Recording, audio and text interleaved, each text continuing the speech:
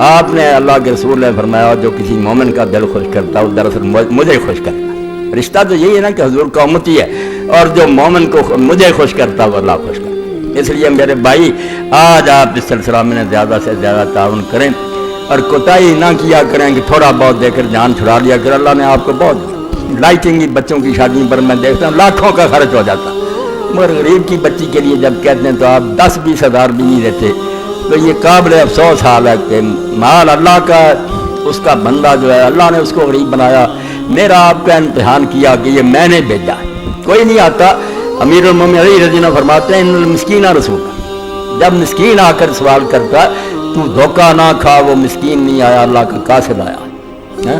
وہ ایسے ہی ہے جیسے انسپیکٹر آتا ہے نا ٹیکس لینے کے لیے، چائے منگواؤ، چودھری صاحب آئے، کرسیاں دو، عزت کرتے ہیں کہ دنیا کے حکمران کا یہ بھیجا ہوا۔ فرماتے ہیں اللہ کا بھیجا، اللہ نے ازواج کے لیے بھیجا کہ تجھے امیر بنا دیا، مال میں نے دیا، یہ بندہ میں نے بھیجا، میں دیکھوں گا۔ اور اسی لیے قرآن میں جب ہم پڑھتے ہیں نا کہ برات یم الخبیث من الطیب، میرے راستے میں نکمی چیز دینے کا سوچنا بھی نہ، ورنہ میں اپنے حلم کی وجہ سے برداشت کرتا ہوں کہ تمہیں زندگی دیتا ہوں، ورنہ زمین میں دسا دوں کہ مال میرا، اور جب میرے نام پر مانگا تو تم نے ٹکا دے کے ترخا دیا۔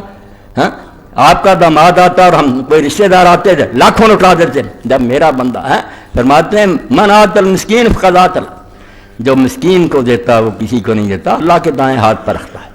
وَمَن الْمِسْكِينَ فَقَدْ مَنَعَ اللَّهُ، اور جو مسکین کو خالی لوٹا دیتا، مسکین کا تو شاید کام کسی اور جگہ سے ہو جائے، مگر یہ کم بخت مجرم ہو گیا کہ اس نے اللہ کے نام کی یہ قدر کی۔